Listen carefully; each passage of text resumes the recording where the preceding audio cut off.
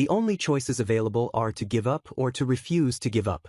A heroine grips a pair of scissors, ready to cut her own hair with a determined snip. She resolves that she will not give up on her goal within the world of royal lovers. In an otome game, a happy ending is guaranteed if the heroine chooses you as her love interest. This means even a villainess can become a capture target if she cross-dresses as a man. The plan is to compete with the other handsome love interests for the heroine's heart. To achieve this, she must transform into a noble and fabulous handsome man. She issues a bold challenge, telling the other handsome guys to just wait and see. Her story began on a spring day when she was 7, as a memory of a past life surfaced during a meal. While eating, a shocking realization struck her with the force of a lightning bolt.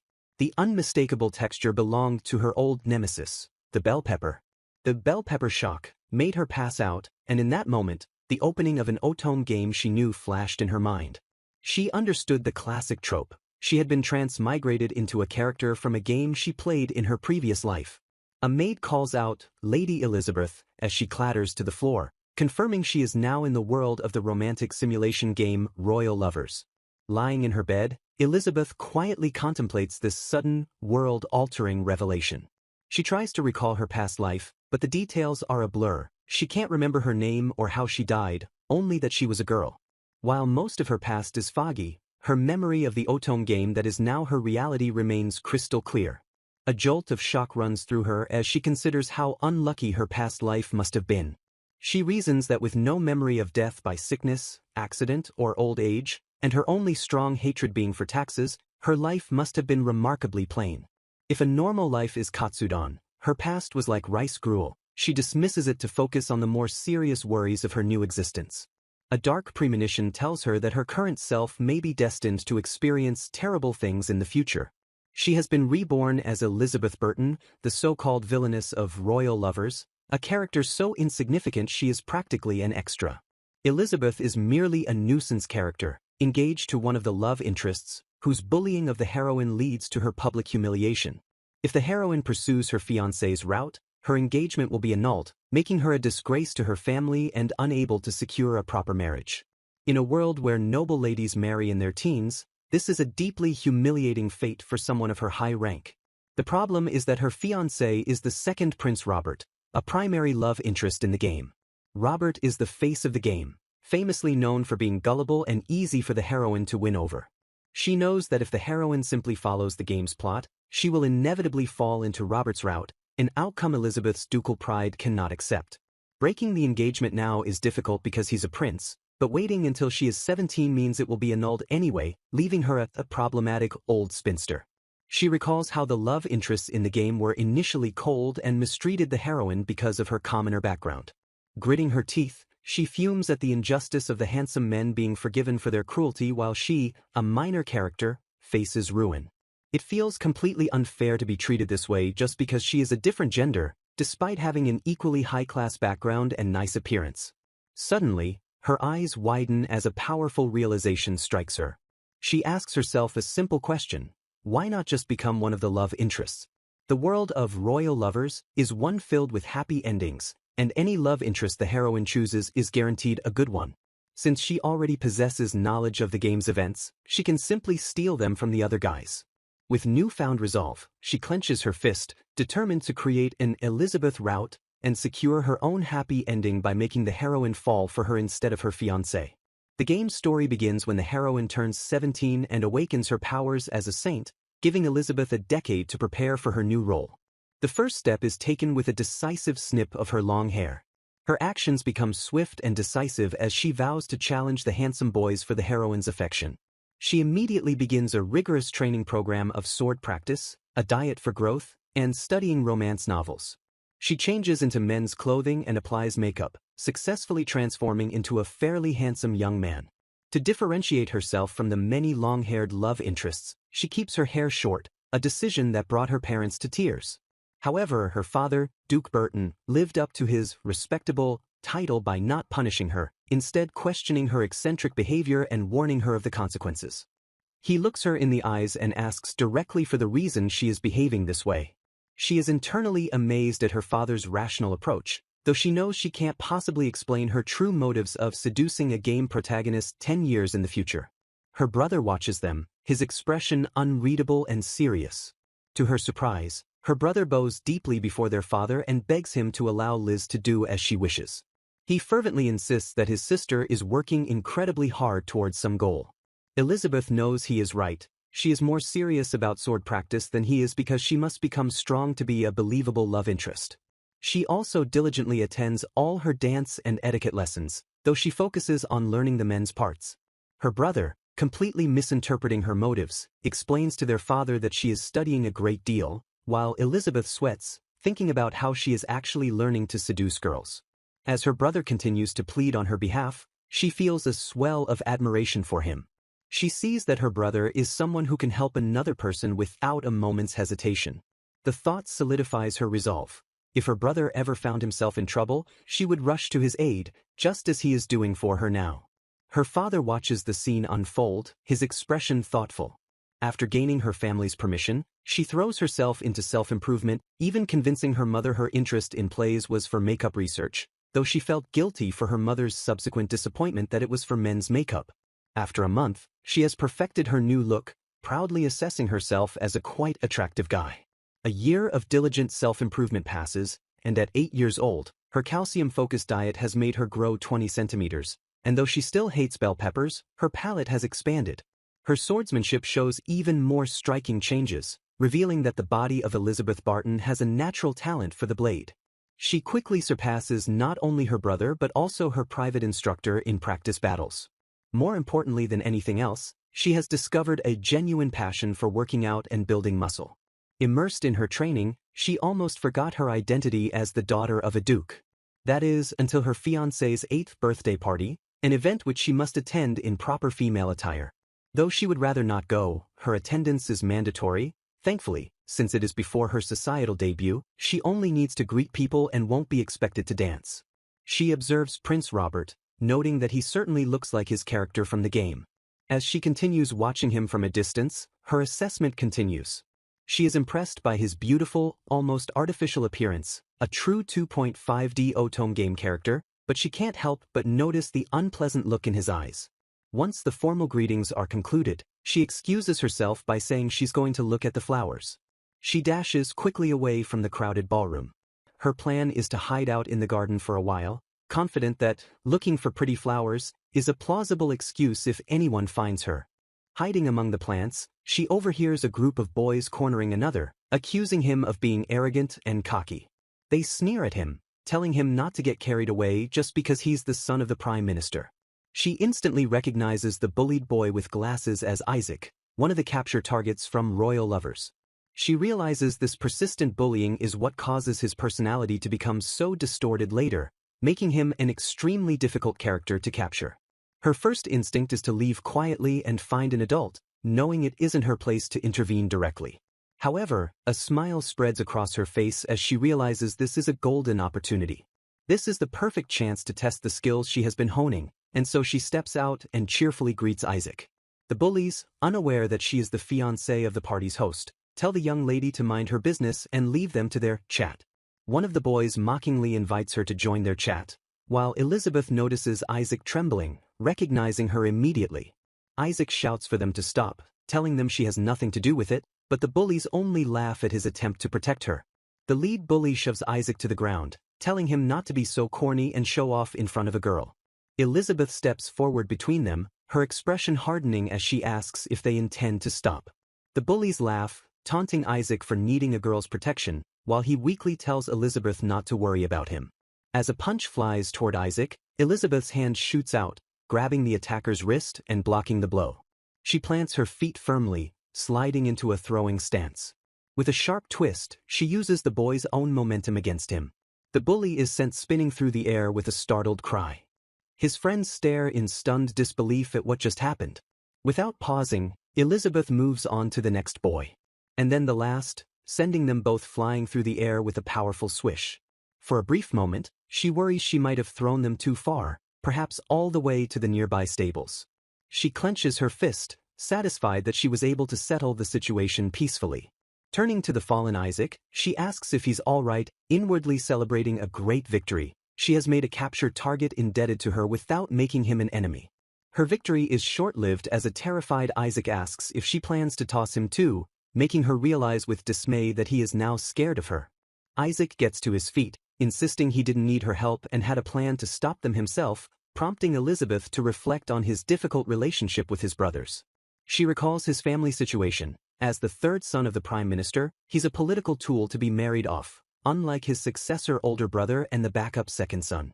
Isaac reveals that he was already planning to ruin the bullies and their families, having investigated them thoroughly as revenge for the victimization he endured from his own arrogant brothers.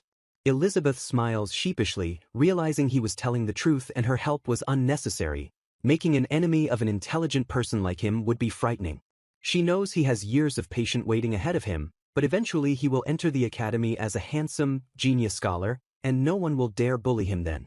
She smiles warmly at him and says with conviction, "You are a strong man." Isaac is stunned into silence, looking at her with wide eyes as he softly repeats her name. Waving a cheerful goodbye, she tells him she'll see him around and quickly sneaks away from the garden. Isaac stares after her, a blush spreading across his face as he touches his chest and wonders aloud, "Strong to me?" Elizabeth Burton, now 10 years old, finds herself facing a problem. In the past 2 years of her self-improvement journey, she has grown to 160 centimeters, perfected her makeup and etiquette, and started training with the knight's instructor, all while observing that the maids of the estate are easily flustered by men. As a maid brings her tea, a simple "thanks" from Elizabeth is enough to make the young woman blush deeply. She has learned that a mere wink or an offer to carry something makes the maid swoon, though this has unfortunately caused them to slack off at their jobs. While her progress is going well and her popularity is slowly growing, a significant issue still stands in her way. Her charm is only effective on maids who are unaccustomed to men, whereas the game's heroine is the main character, capable of making all the love interests fall for her as if the game were on easy mode. When she compares herself to the sparkling and radiant handsome men on the game's cover, she feels like nothing more than a slightly tall, slightly handsome, and unimpressive extra. It is for this reason that she must find a way to compete with these men and ultimately win the heroine's heart. As she worries about her future direction and her lack of innate appeal points, a knock on the door announces that her father has summoned her. Her father stands before her, presenting a young boy named Christopher. He explains that the boy is a distant relative whom he has adopted following an incident, and that he will now be her younger brother. Elizabeth is completely surprised, having thought the family might be getting a dog, and her mind briefly leaps to the conclusion that Christopher could be her father's illegitimate child.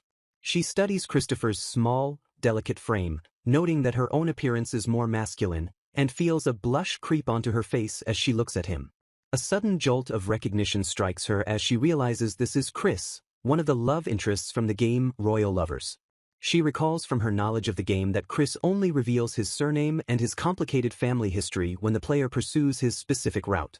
In the game's narrative, Christopher plays the role of a prankster underclassman who often gives the heroine trouble, but his inherent cuteness always earns him forgiveness.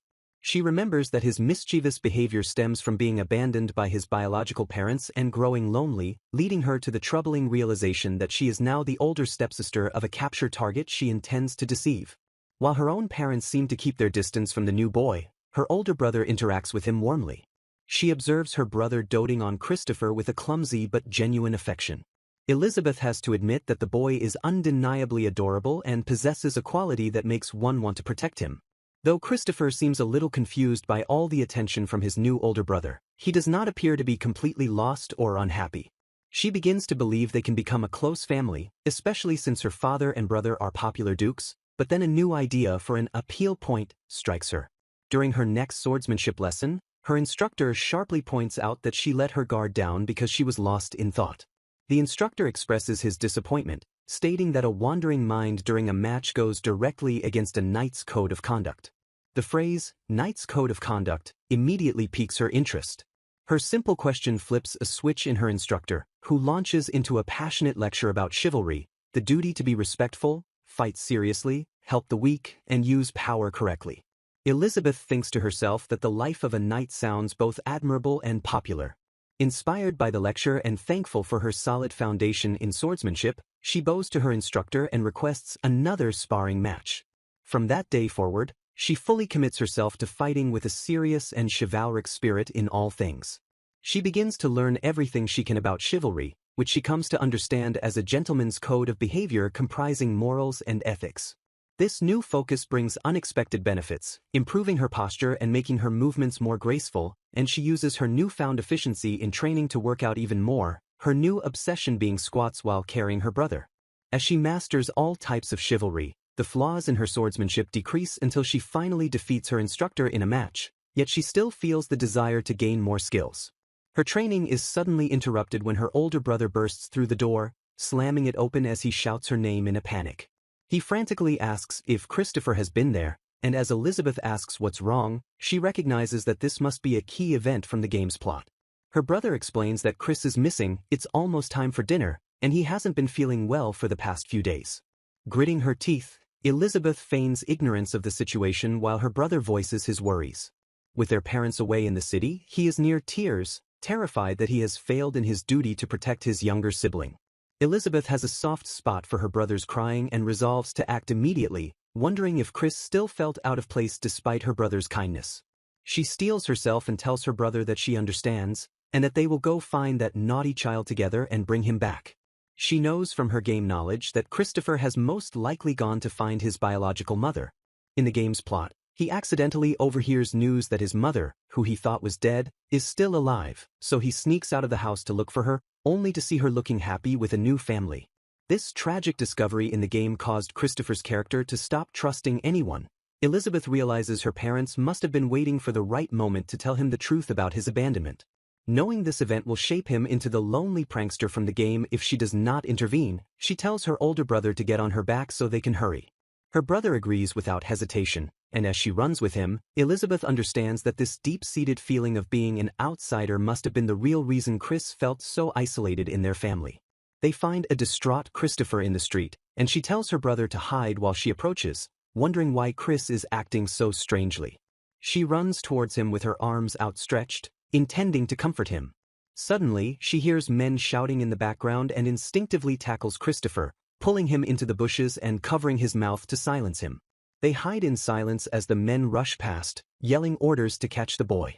After the danger passes, her brother emerges from hiding, relieved to see them safe, while Elizabeth asks Christopher if he's now involved with hooligans. Her brother gravely corrects her, identifying the men not as hooligans but as kidnappers, which makes Elizabeth realize Chris's feminine features make him an ideal target for ransom. The kidnappers spot them again, and as her brother pulls her to flee, she puzzles over why unguarded noble children are being targeted in this area. Seeing that Christopher is completely frozen with fear, Elizabeth excuses herself and lifts him into her arms. He is as light as a feather, and she tells the petite young boy to hold on tight as she prepares to run. With a determined glint in her eye, she carries Christopher while her brother holds on to her from behind, and the three of them run through the streets. They finally reach a quiet, deserted alley where she declares that they should be safe for the moment. Her brother asks to be put down, joking that his marriage prospects will be ruined if anyone saw his little sister carrying him around. She gently sets her older brother back on his feet. He smiles kindly at Christopher and asks if he was in great trouble. Christopher looks up at them, tears welling in his eyes as he whispers a heartfelt apology. He breaks down completely, crying that it's all his fault for sneaking out by himself and causing them so much trouble. Between hiccups and sobs, he repeatedly apologizes and begs them not to be mad at him for his actions. Her brother gently pats Christopher's head, reassuring him that they weren't mad at all, just very worried about him. He softly tells him that instead of saying he's sorry, perhaps he should say, "Sorry for making you worry," and the kind words seem to strike a deep chord with the distraught boy. As her brother cheekily offers to teach Chris how to sneak out of the mansion properly next time, Elizabeth chides him for encouraging that kind of behavior. Christopher finally explains that he heard his mother was alive and ran off to meet her, confirming Elizabeth's suspicion that he must have overheard traveling merchants talking to the servants. Elizabeth internally seethes with anger, vowing to identify and ban the merchants who spread such a damaging and careless rumor about their client's son. Christopher quietly says that his mother is no longer his mother, his words revealing that even his kind older brother didn't know about her remarriage. He cries that he saw her laughing happily with an unfamiliar man and carrying a new baby, leaving him feeling as if he has no family left in the world. Elizabeth begins to comfort him, acknowledging that they haven't been living together as a family for very long. Her brother joins in without missing a beat, telling Christopher that from the very start, they have both wanted to become his family. He elaborates on his vision of what a family is: people who eat together, worry for one another, help each other, and share secrets, and asks Christopher to wait for them and give this new life a chance. As Elizabeth once again carries a tired Christopher on her back, she teases him about being uncomfortable, which he shyly denies. She explains that everyone would worry if he went home with a tear-streaked face, and he stares at her with a deep, unreadable blush. She gently lands back on the ground, setting him down carefully. She struggles to find the right comforting words, realizing that for all her training in chivalry, the only lines that come to mind are those meant to seduce women, not console a heartbroken child. Then, a bright idea comes to her in a flash. Remembering that knights are figures all boys admire, she decides to borrow her brother's approach and kneels before Christopher, solemnly declaring, "I am your knight."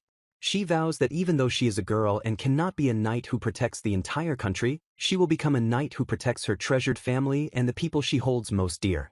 Silently, she adds to herself that in 7 years, she will steal the game's main character, whom Christopher was supposed to save, but she thinks it's not a bad plan.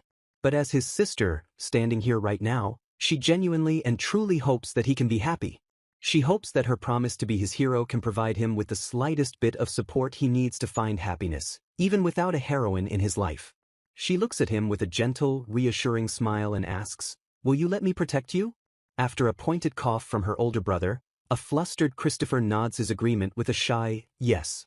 Elizabeth then lightheartedly declares that his punishment for sneaking out of the mansion without permission is to run 30 laps, earning a protest from her protective older brother not to bully their cute younger sibling. The two older siblings share a conspiratorial and knowing smile. A blushing Christopher looks on at their interaction, realizing that what his new brother had said about them was true. Elizabeth reaches out and grabs his hand firmly in hers. The three siblings walk away together down the quiet street. Christopher thinks to himself that the day they all truly become a family may not be so far away after all. Elizabeth Burton, now 12 years old, has grown taller and cut her hair short, perfecting her masculine disguise. Her instructor introduces a man named Greed from the Knight Order Academy who wishes to observe her training. She agrees to a mock battle and quickly wins, all while noting Greed's powerful stance and his intensely evaluating gaze. After the match, her instructor bows and states that he has nothing more to teach her now. Believing she is being expelled, she is shocked when he clarifies that she has simply become too strong to be taught by him any longer. He confirms that the mock battle was a test, with Greed as the observer, for her to be accepted as an assistant instructor. The news is so sudden it hasn't properly sunk in. She clenches her fist, knowing she still lacks real combat experience. Her instructor then relinquishes his position entirely, explaining that her 17-year-old brother, Earl Burton, is in his final year and no longer requires swordsmanship training. Her brother inherited his Earl title last year and plans to build achievements before taking over as head of the family, so he no longer needs to practice with her. When she protests that she is not strong enough, he explains that a different teacher would be more suitable for Christopher's basic training. She declares that she aspires for something far beyond being merely strong enough for a noble lady, a sentiment her instructor is aware of. It is for this reason, he explains, that he brought Greed with him today. She is stunned, having not sensed Greed's presence at all, and learns he is an instructor for the West Training Grounds in the royal capital. Her former instructor explains that the East Training Grounds attract the sons of high-status nobles, leaving the West perpetually short-handed. Greed extends a formal offer, asking the young lady to come and work for him now that she is an assistant instructor. The suggestion could not have been more perfect for her goals. The opportunity to train with other instructors after hours, earn a salary, and compare her strength against other boys preparing for the academy is an ideal situation. However, at only 12 years old, she cannot accept the position without her father's permission, a difficult prospect since the training grounds are near the imperial palace he frequents. After agonizing over it, she decides she cannot hide it and asks her father directly, lying that she will be learning, not teaching, to which he reluctantly agrees. The decision was only secured because her brothers, Big Bro and Christopher, pleaded on her behalf, which surprised and moved her father, as she rarely asks for anything. She is relieved, knowing that if she couldn't go to the training ground, her brothers would have been subjected to her harsh training menu at home. On her first day of training, she is assigned to be in charge of the new cadets and must change into the differently colored instructor's uniform.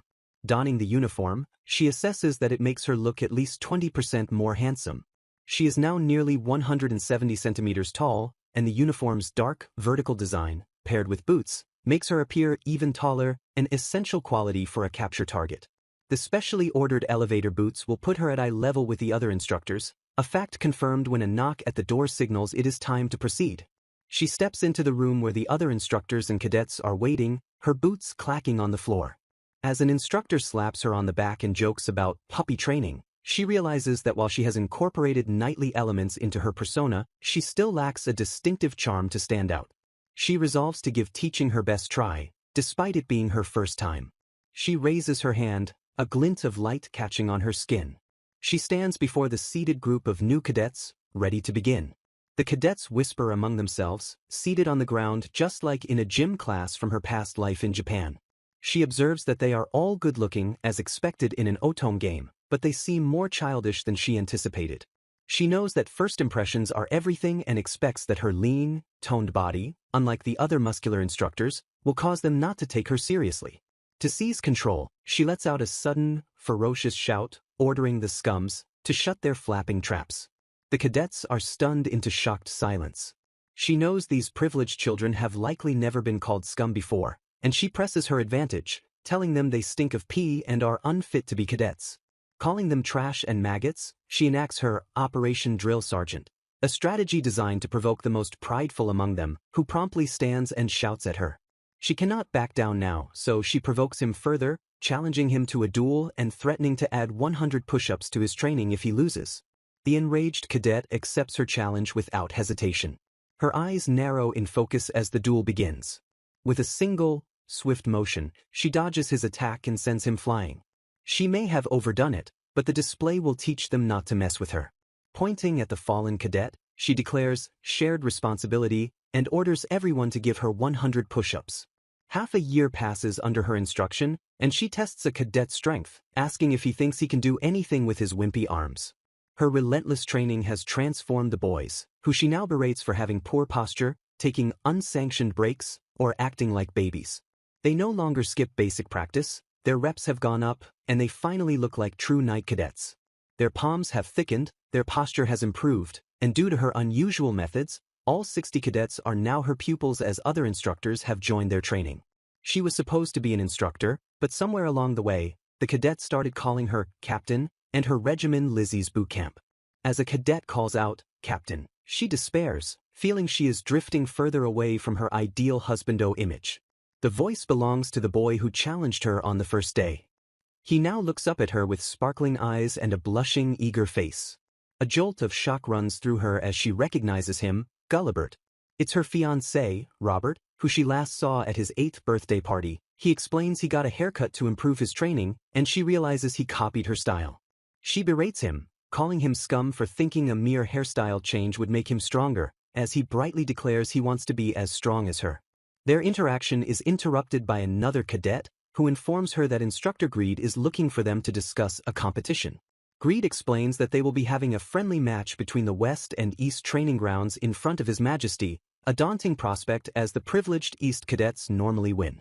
But he clenches his fist, declaring that this year will be different.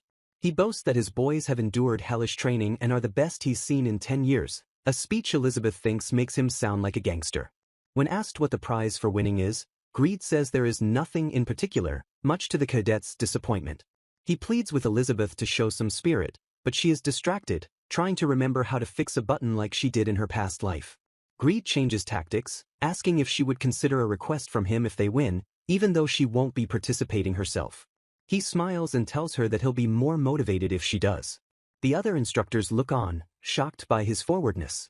She considers the risks of participating, as her father might be in attendance, and it would not be good for her to be seen beating up other aristocratic sons. With little else she can do, she decides to intensify the training, adding 20 reps to all exercises. The common goal of winning bonds the entire West training grounds, and the cadets begin chanting "Glory to the Burton Corps," much to her horror. As the day of the competition arrives, she wonders if she could convince them to call her "Coach" instead of "Captain." In the arena, the East team demonstrates their synchronized sword swings before a large crowd. Elizabeth observes them, noting their great movements, good physiques, and handsome faces. She can see why they win every year. What's more, their uniforms are a sparkling white, unlike the gray ones her cadets wear to hide dirt and sweat. Her cadets report to her, standing at sharp attention. She tells them that while the East team is bigger, the match is not unwinnable. She takes a deep breath to address her team. She stands before them on a balcony and shouts a rallying cry, "One for all." They respond with a unified roar, "All for one." She gives one final order, "Failure will not be tolerated, maggots." The competition that follows is fierce. The East had better technique, but the West's superior stamina allowed them to wear their opponents down, bringing the competition down to a final deciding match. The West's representative is Robert, who had grown to be their strongest, and he was up against his older brother, the Crown Prince Edward. As his teammates watch, Robert sits alone on a bench, a gloomy aura surrounding him. He mutters to himself, feeling the immense pressure to win the deciding match. Elizabeth observes his nervousness, thinking he is not in a state to win anything. She thinks about the reward she'll get from the instructors if they win, and that winning would feel great for her personally. She strides over to Robert and gives him a hard slap on the back. She tells him to go get M, declaring that his opponent is just a spoiled brat and that it's time for some babysitting. Her words ignite a fire in him, and he responds with a blushing, enthusiastic yes. He clenches his fists and vows to win, shouting, "Captain, just you watch." As he runs off with his team, she feels exactly like a coach in a sports manga. In the end, Robert wins convincingly, besting the Crown Prince in both strength and stamina. The victorious cadets surround Elizabeth, cheering that it's all about the muscles. She congratulates a triumphant Robert, telling him he finally managed to teach his brother a lesson.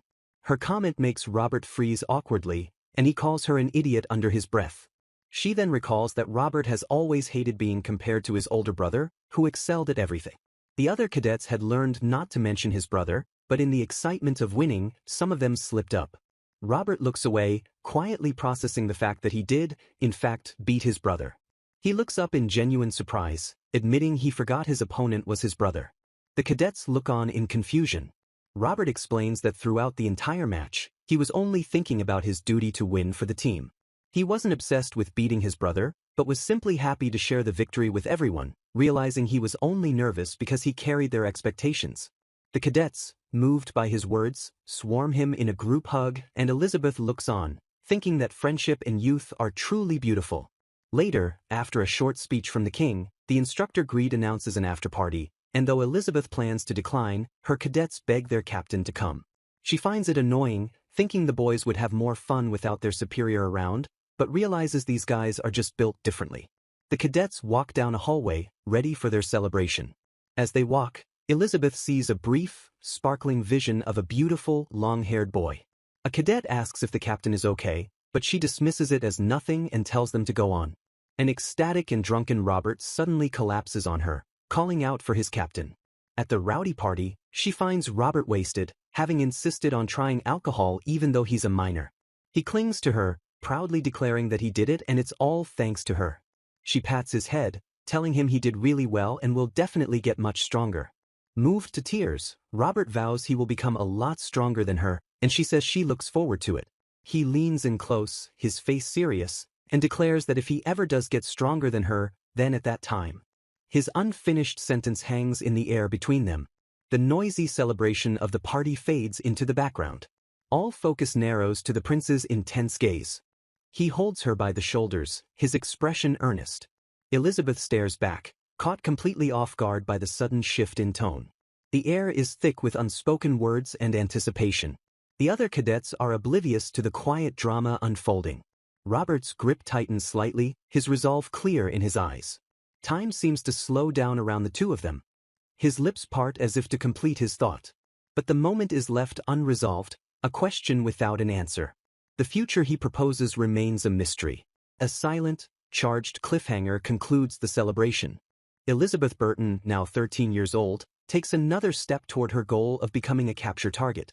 Though training with the instructors has strengthened her, she feels she is missing something important and requests to participate in the patrols. With her request to gain actual experience granted, she prepares for her first day on patrol.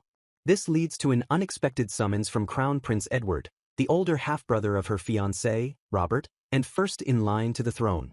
She is annoyed by the summons but kneels before him, and he tells her she may rise. He smoothly compliments her, saying his silly brother has praised her quite a bit. When she offers to accommodate him at the training grounds, he declines, stating he is against such brutish activities. He explains that he is not obsessed with swordsmanship like his brother and that it is enough to fulfill the bare minimum expected of a royal. He claims that performing better than most without effort has been both a gift and a curse, and he envies his brother's ability to devote himself so wholly to something. Elizabeth is unsure if he is bragging or if she just has a twisted mind, as she was under the impression he wanted swordsmanship guidance. She is shocked when he waves her away, saying that just meeting her was all he wanted, and she asks to be excused. As she leaves, she grits her teeth, thinking that if he weren't royalty, she would have sent him flying for wasting her time. Putting the irritating encounter behind her, she goes on patrol and later returns home to her brothers. She tells Christopher that the patrol was fun and that she learned a lot, though nothing in particular happened. The first thing she learned was that the town looks exactly like the game's CGs, a sight that moved her deeply. It felt like an otaku pilgrimage, seeing the real-life versions of the cafe from Christopher's route, the accessory shop from Robert's, the bookstore from Isaac's, and the alley from Edward's. The second thing she learned was how the townspeople reacted to her, with young ladies and even older aunties becoming completely charmed by the cool and youthful knight. Her knight image is working extremely well, and she feels she made the right choice, though she has to tell a disappointed Christopher that he can't join her on patrol. Christopher excitedly declares that he will become a knight trainee too, asking if she would let him go with her then. She tells him that while she can ask the other instructors, he will have to convince their father himself, a challenge he happily accepts. And so, while she continued assisting in patrols and impressing the regulars, their father eventually relented to Christopher's earnest request. With her duties as an instructor and on patrol, her days became busy and fulfilling, yet a small issue still troubled her. She was still undecided about the final personality trait she should adopt in addition to being a knight. While her current persona is working well, she feels she lacks the interesting traits of the other capture targets and considers a more cookie-cutter approach. She reviews the others in her mind: Robert's twisted simplicity, Isaac's awkwardness with girls, Christopher's hidden trauma, and Edward's depressing negativity. All of them have an unexpected hidden side, a quality she realizes she will need as well, just as she spots a familiar figure approaching. The man is one of the Crown Prince's personal guards, who informs her that His Highness requests her presence. She finds herself once again in the presence of Prince Edward. Edward explains that Robert had boastfully told him all about his captain and the West training, a story Elizabeth can practically see unfolding. Through this conversation, Edward began to realize how simple-minded his brother was, and that this was likely the first time Robert's inferiority complex had allowed him to speak so much to his older brother. This leads Edward to a startling suspicion, and he asks her if it's possible that Robert is unaware that his captain is his fiancée, Elizabeth Burton. She sighs and closes her eyes, admitting that in all likelihood he is completely clueless. Edward is exasperated, asking how she can be fine with her own fiancé not recognizing her. He points out that their strange relationship is why rumors of them being on bad terms are circulating, and that if there weren't issues, she would have already begun training to be the next queen. She feigns ignorance of any rumors and flatly states she has no intention of becoming queen. She immediately realizes she's made a leading statement and sees Edward peeking at her, itching for her to ask him to elaborate. Wanting to escape the conversation, she says that Christopher is waiting for her and makes to excuse herself. He allows her to leave, but as she walks away, he is left looking dazed. She later reflects that she is not a patient person and is not good at listening to people's troubles. Sometime later, now 14 years old, she is summoned once more by Prince Edward. Her life has become much busier with studying, patrolling, and instructing, and she has no time to cater to the whims of the prince. He asks her to think of Robert, and she wonders what he means, wishing she could just go home. He asks her directly if she thinks Robert is suited to being king. She tries to give a diplomatic answer, stating Robert has no plans for the throne and that he, Edward, will surely be king, but he calls her remark disrespectful. Edward then looks at her with a grave expression and declares that he will never be king. Her attempt to wrap things up quickly has backfired, as he reveals that doctors have only given him 2 to 3 years to live. She understands his behavior now. He's playing the victim, feeling insecure because his impending death is a national secret, and he's haunted by the political maneuvering it will cause. She wants to tell him not to worry, because she knows he isn't going to die. That's it, if she gives him the spoiler, he won't die. In the game, he is saved in both his route and Robert's route, either by the heroine's saintly power or by surgery in a neighboring country. Even though he won't die, the pressure is on her, if she does nothing her engagement will be broken, and she'll be kicked out.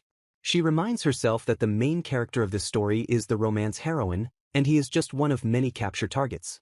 She tells him that she never would have thought he was sick and that he displayed great moves in the match, regardless of whether he believes it or not.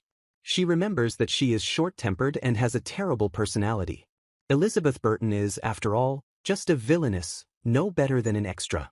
She decides to break the nose of this capture target who thinks he's the main character and offers to show his highness around the castle. She surprises him by producing her cadet uniform, which she notes should fit him, and tells him she will return for him in the morning. She gives him a smile and says, "See you." He stammers, threatening to call the guards, but she warns him not to do anything that will get her caught. She tells him this is the best way for her, leaving him to wonder how she plans to get him out. Climbing up to his third-floor balcony with ease, she tells a shocked Edward that most knights can climb walls these days. He threatens to call the guards, noting it's not just her head that would be chopped, but she points out that since he's changed clothes, he clearly has no intention of doing so. When he asks how they will get down from the third floor, she dismisses his idea of using bedsheets as a rope. She tells him they can simply jump down. Before he can protest, she lifts him into her arms. As she steps onto the railing, she warns him he might bite his tongue, leaving him to curse her as they leap.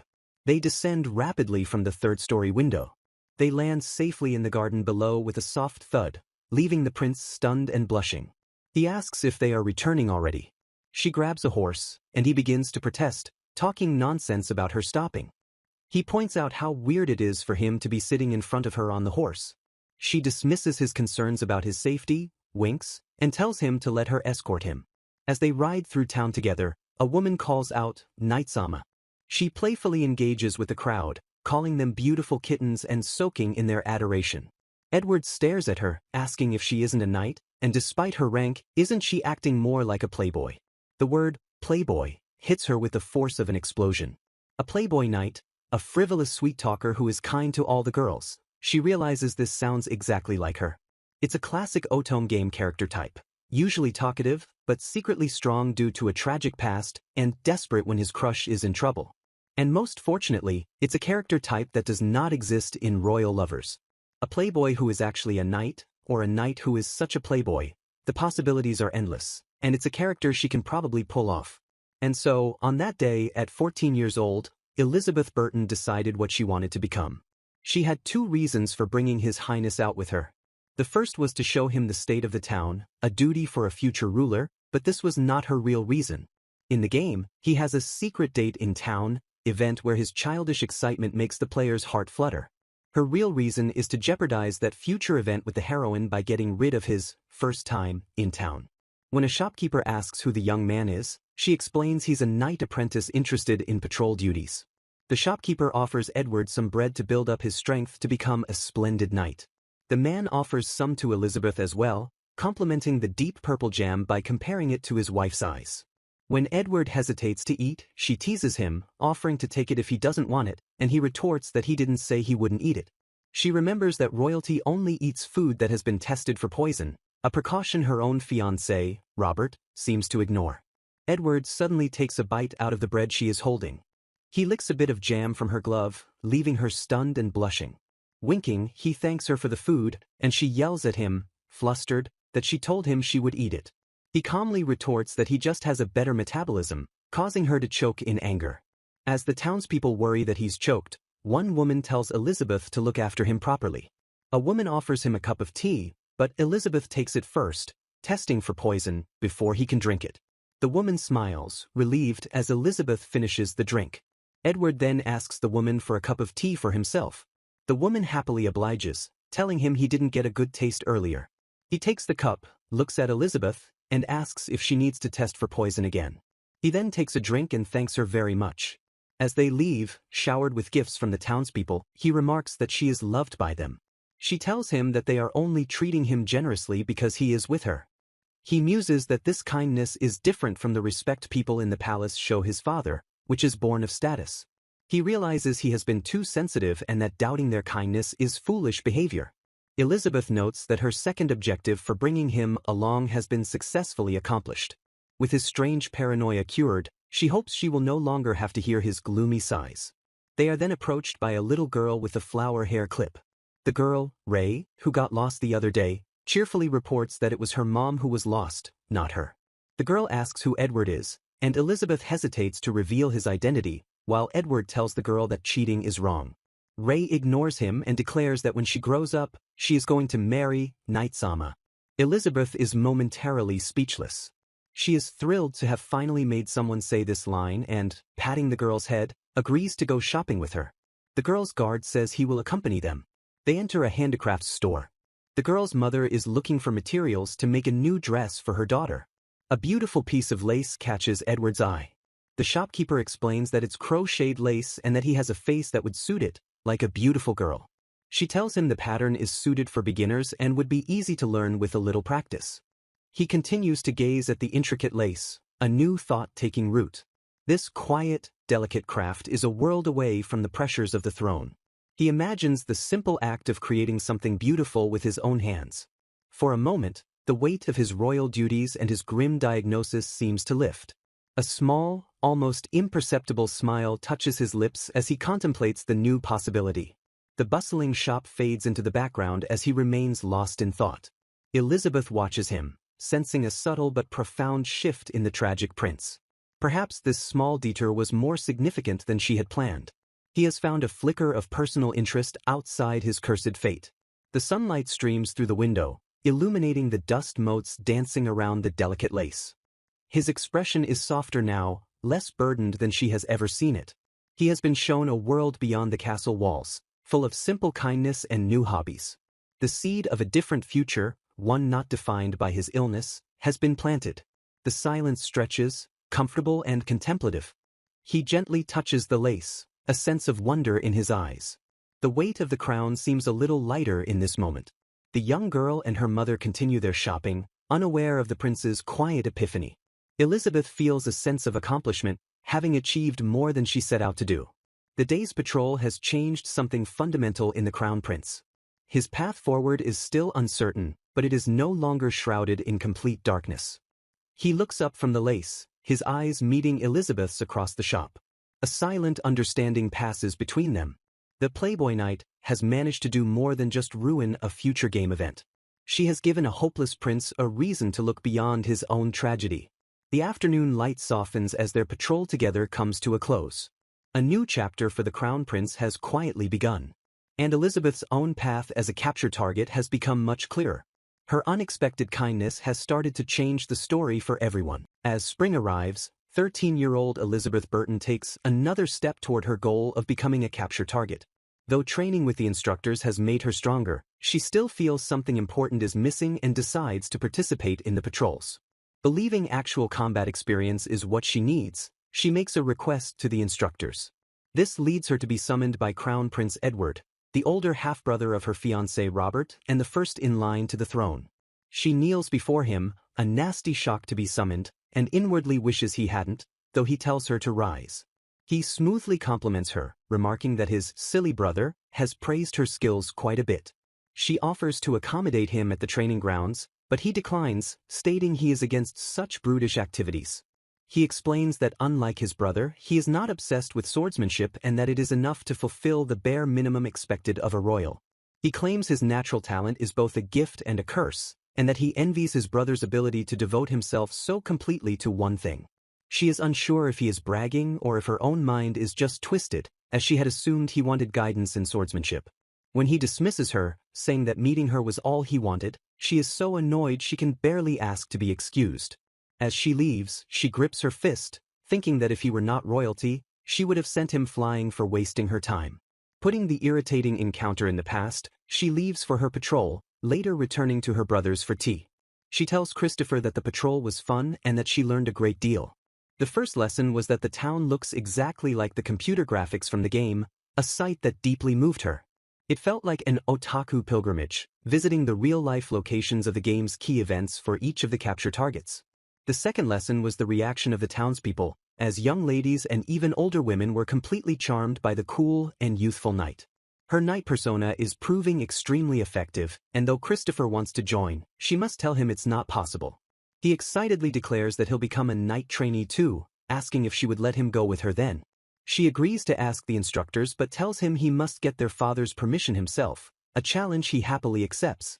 And so, while she continued to impress the regulars on patrol by incapacitating drunkards with a stranglehold, their father eventually relented to Christopher's earnest request to become a trainee. With her duties as an instructor and on patrol, her days became busy and fulfilling, yet a small issue continued to trouble her. She was still undecided about the final personality trait she needed to add to her knight persona. Though she was doing well, she felt she was less handsome than the other capture targets and lacked their interesting traits, so she decided against a niche personality like Drill Sergeant, for now. She reviewed the others in her mind: Robert's simple-mindedness, Isaac's seriousness, Christopher's trauma, and Edward's depressing negativity. They all had a hidden side. She realizes she needs an unexpected side too, just as she spots a man approaching her. The man is one of the Crown Prince's personal guards, who informs her that His Highness requests her presence once more. She finds herself again in the presence of Prince Edward. Edward explains that Robert had boastfully told him all about his captain and the West training, a story Elizabeth can practically see unfolding. Through this conversation, Edward began to realize how simple-minded his brother was, and that this was likely the first time Robert's inferiority complex had allowed him to speak so openly to his older brother. This leads Edward to a startling suspicion, and he asks her if it's possible that Robert is completely unaware that his captain is also his fiancée, Elizabeth Burton. She sighs and closes her eyes, admitting that in all likelihood, that is the case. Edward is exasperated, asking how she can be completely fine with her own fiancé not recognizing her. He points out that their strange relationship is precisely why rumors of them being on bad terms are circulating. She feigns ignorance about any rumors and flatly states that she has no intention of ever becoming queen. She immediately realizes she's made a leading statement and sees Edward peeking at her, clearly itching for her to ask him to elaborate. Wanting to escape the painful conversation, she says that Christopher is waiting for her and makes to excuse herself. He allows her to leave, but as she walks away, he is left looking completely dazed. She later reflects that she is not a patient person and is not good at listening to people's troubles. Sometime later, now 14 years old, she is summoned once more by Prince Edward. Her life has become much busier with studying for the academy in addition to her other duties, and she has no time to cater to the whims of the prince. He asks her to think of Robert, and she wonders what he means, wishing she could just go home. He then asks her directly if she thinks Robert is suited to being king. She tries to give a diplomatic answer, stating Robert has no plans for the throne and that he, Edward, will surely be king, but he calls her remark disrespectful. Edward then looks at her with a grave expression and declares that he will never be king. Her attempt to wrap things up quickly has backfired spectacularly, as he reveals that doctors have only given him 2 to 3 years to live. She understands his insecure behavior now. His impending death is a national secret, and he's playing the victim, haunted by the political maneuvering it will cause. She wants to tell him not to worry, because she has a crucial piece of information he lacks. She realizes that if she gives him the spoiler, then he won't die, metaphorically speaking. She knows from the game that he is saved in both his own route and Robert's, either by the heroine's saintly power or by surgery in a neighboring country. Even though he won't actually die, the pressure is on her. If she does nothing, her engagement will be broken, and she'll be ruined. She reminds herself that the main character of this story is the romance heroine, and he is just one of many capture targets. She tells him that she never would have thought he was sick and that he displayed great moves in the match, regardless of how he feels about it. She then remembers that she is short-tempered and has a terrible personality. Elizabeth Burton is, after all, just a villainess, no better than an extra. She decides to break the nose of this capture target who thinks he's the main character of a tragedy and offers to show His Highness around the castle. She surprises him by producing her cadet uniform, which she notes should fit him, and tells him she will return for him in the morning. She gives him a confident smile and says, "See you." He stammers, threatening to call the guards, but she warns him not to do anything that will get her caught. She tells him this is the best way for her, leaving him to wonder how in the world she plans to get him out. Climbing up to his third-floor balcony with ease, she tells the shocked Edward that most knights can climb walls these days. He threatens to call the guards, noting it's not just her head that would be chopped, but she points out that since he's changed clothes, he clearly has no intention of doing so. When he asks how they will get down from the third floor, she dismisses his idea of using bedsheets as a rope. She tells him with a straight face that they can simply jump down. Before he can protest, she excuses herself and lifts him into her arms. As she steps onto the railing, she warns him he might bite his tongue, leaving him to curse her as they leap from the window. They descend rapidly from the third-story window into the garden below. They land safely with a soft thud, leaving the prince stunned, blushing, and speechless. He asks if she plans to return him to his room already. She grabs a horse, and he begins to protest, talking nonsense about her stopping what she's doing. He points out how weird it is for him, the crown prince, to be sitting in front of her on the horse. She dismisses his concerns about his safety if something happens, winks, and tells him to just let her escort him. As they ride through town together, a woman calls out, "Knight-sama," in admiration. She playfully engages with the crowd, calling them beautiful kittens and soaking in their adoration. Edward stares at her, asking if she isn't a knight, and despite her rank, isn't she acting more like a playboy? The word, playboy, hits her with the force of an explosion. A playboy knight, a frivolous sweet-talker who is kind to all the girls. She realizes this sounds exactly like a perfect character archetype for her. It's a classic otome game character type, usually talkative, but secretly strong due to a tragic past, and desperate when his crush is in trouble. And most fortunately, it's a character type that does not exist in the world of royal lovers. A playboy who is actually a knight, or a knight who is such a playboy. The possibilities are endless, and it's a character she can probably pull off. And so, on that day, at 14 years old, Elizabeth Burton smiled, having finally decided what she wanted to become. She had two reasons for bringing His Highness out with her into the town. The first was to show him the state of the town, a duty for a future ruler, but this was not her real reason for bringing him along. In the game, he has a secret date in town, event where his childish excitement over the smallest things makes the player's heart flutter. Her real reason is to jeopardize that future event with the heroine by getting rid of his first time experiencing the town with her instead. When a shopkeeper asks who the young man is, she explains he's a knight apprentice interested in patrol duties. The shopkeeper offers Edward some bread to build up his strength to become a splendid knight. The man offers some to Elizabeth as well, complimenting the deep purple jam by comparing it to his wife's eyes. When Edward hesitates to eat, she teases him, offering to take it if he doesn't want it, and he retorts that he didn't say he wouldn't eat it. She remembers that royalty only eats food that has been tested for poison, a precaution her own fiancé, Robert, seems to care little about. Edward suddenly takes a bite out of the bread she is holding in her hand. He then licks a bit of jam from her glove, leaving her completely stunned and blushing. Winking, he thanks her for the food, and she yells at him, flustered, that she told him she would eat it. He calmly retorts that he just has a better metabolism than her, which causes her to choke in anger. As the townspeople worry that he's choked on the bread, one woman tells Elizabeth to look after him properly. A woman offers him a cup of tea, but Elizabeth takes it first, testing for poison, before he can drink it. The woman smiles, relieved, as Elizabeth finishes the drink without issue. Edward then politely asks the woman for a cup of tea for himself, as his was just taken. The woman happily obliges, telling him he didn't get a good taste of it earlier and pouring him more.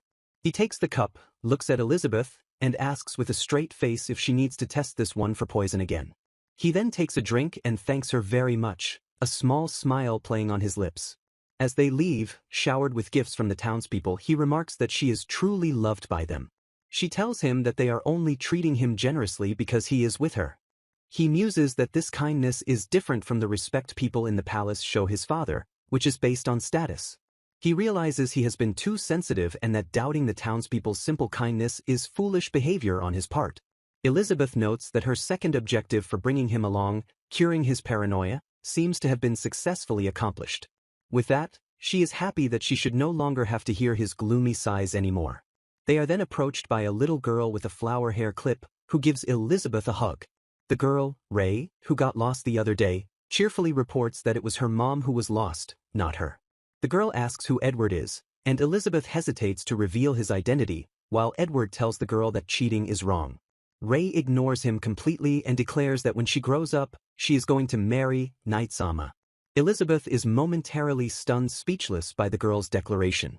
She is thrilled to have finally made someone say this iconic line and, patting the girl's head, agrees to go shopping with her.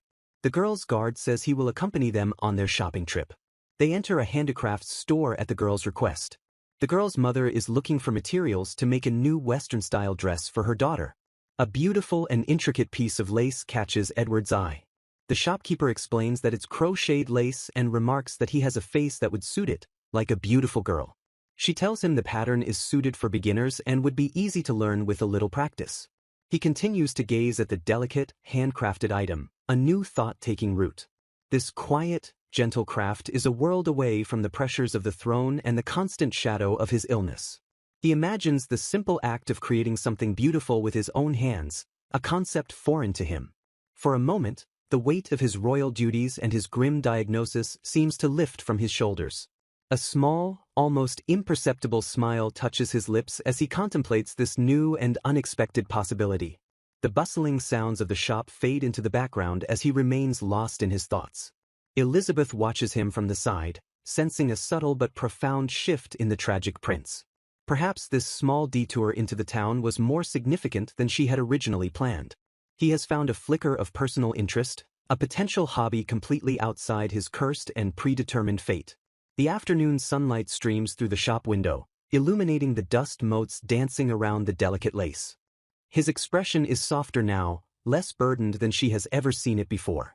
He has been shown a world beyond the cold castle walls, a world full of simple kindness and new hobbies to explore. The seed of a different future, one not entirely defined by his illness or his royal title, has been planted. The silence between them stretches, comfortable and contemplative, a shared, unspoken moment. He gently touches the lace, a sense of quiet wonder reflected in his eyes. The immense weight of the crown seems a little lighter in this small, ordinary handicrafts store. The young girl and her mother continue their shopping, completely unaware of the prince's quiet epiphany. Elizabeth feels a deep sense of accomplishment, having achieved more than she ever set out to do that day. The day's patrol has changed something fundamental within the crown prince, setting him on a new path. Elizabeth smiles while holding a box filled with her creations, presenting herself before the royal castle. The box is overflowing with handmade crafts, including knitted stuffed animals and decorative ribbons, which she offers as a gift. Prince Edward accepts a knitted bear but questions the sheer volume of the items. As Elizabeth explains, she ran out of room for them all. He grimly interprets the gesture as another dramatic ploy related to his supposed short lifespan, telling her to consider them a keepsake. With firm resolve, Elizabeth stares back at him and declares that she refuses to believe he has little time left to live. Edward stares at her, intrigued by her disrespectful confidence, and says he is interested to see how she plans to ensure he lives. She coolly replies that it is simply her personality, and if believing in his long life is disrespectful, he is free to punish her. Her bold response flusters the prince, but she follows it with a charming smile, stating he is the only one with whom she can share her secrets. He finds it increasingly difficult to refuse her, suggesting she give the numerous handmade items to the maids instead. Elizabeth notes that the items are of high enough quality to be sold, and Edward agrees, not wanting them to be misunderstood as a personal gift from him. Pointing out the limited display space he has, she cleverly proposes that she buy the items from him before giving them away to others. After a moment of consideration, the prince sees the logic in her plan and agrees to the arrangement. With his consent secured, the scene shifts to the Burton estate where she will distribute the prince's crafts. Elizabeth presents the box to the head maid, cheerfully announcing that they are gifts to be shared among the staff. Her playboy persona immediately causes a misunderstanding, as the stern head maid suspiciously questions her motives for giving gifts to the girls.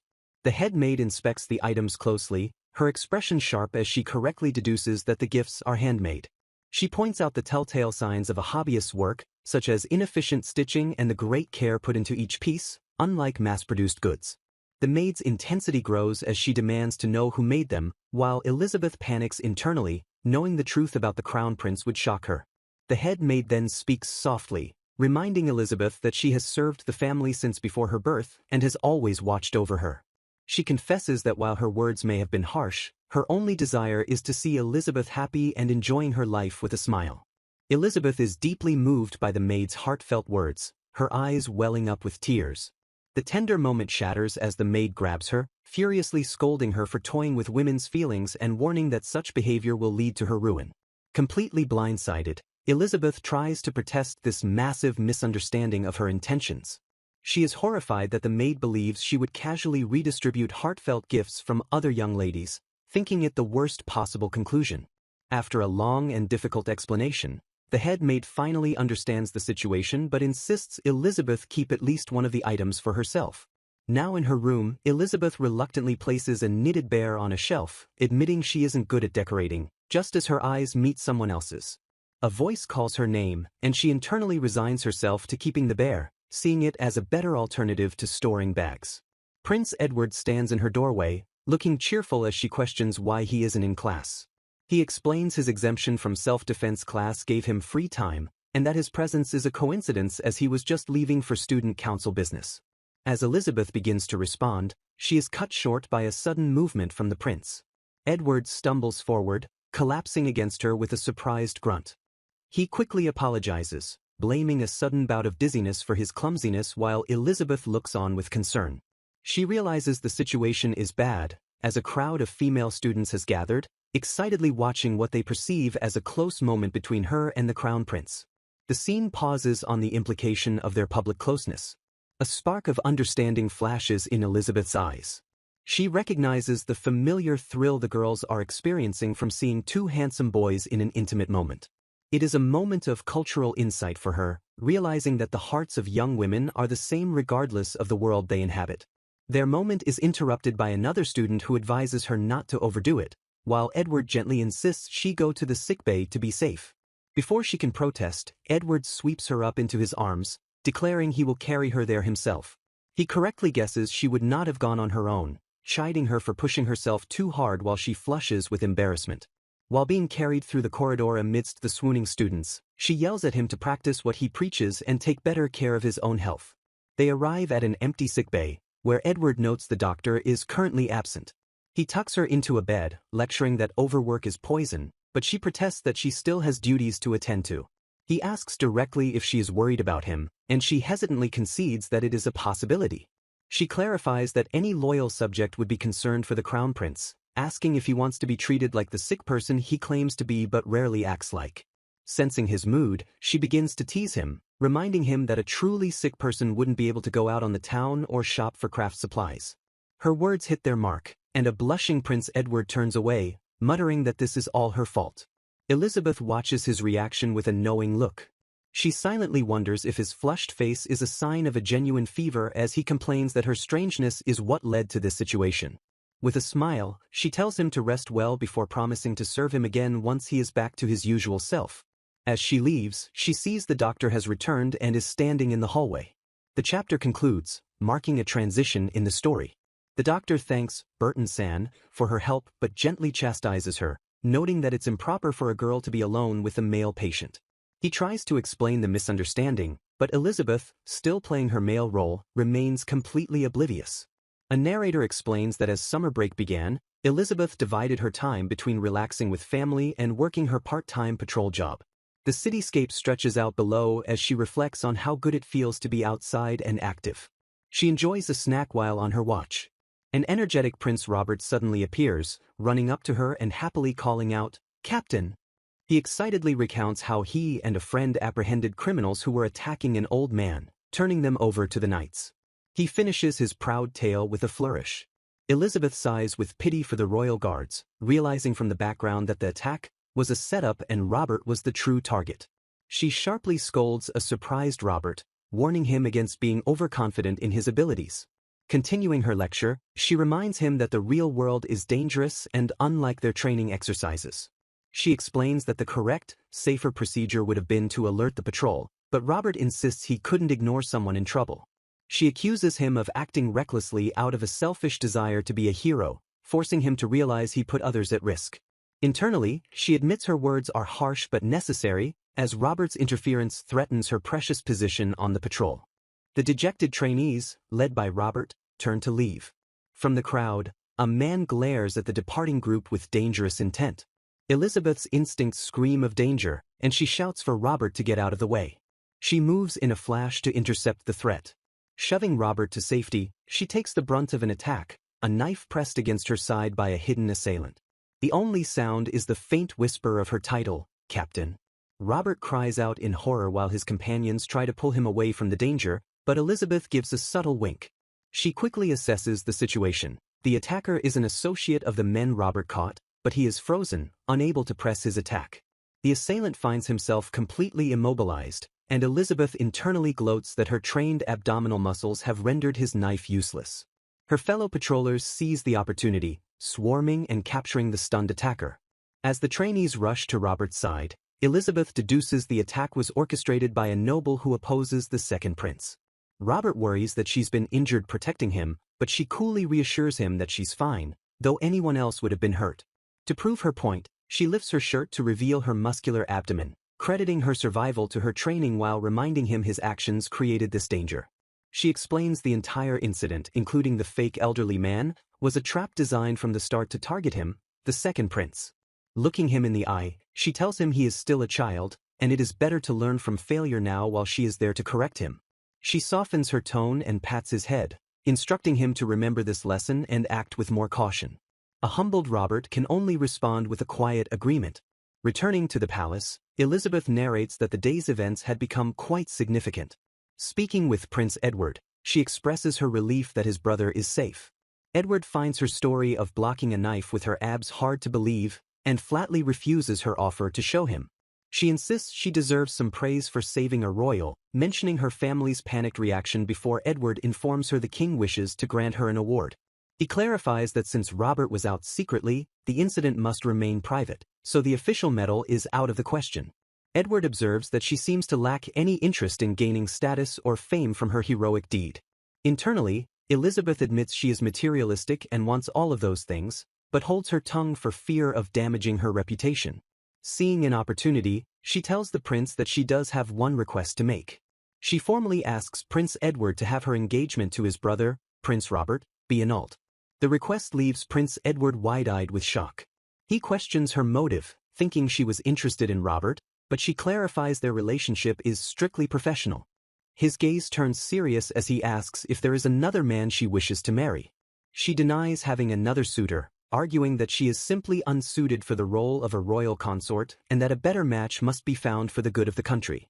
She then adds a surprising declaration, stating that she feels she is destined to fall in love with her soulmate very soon. A moment later, she becomes flustered, admitting the romantic confession feels out of character for her. She awkwardly explains that despite her appearance, she is a true romantic at heart. Edward listens to her strange confession in contemplative silence. With a sigh, he agrees to speak with his father regarding her request to end the engagement.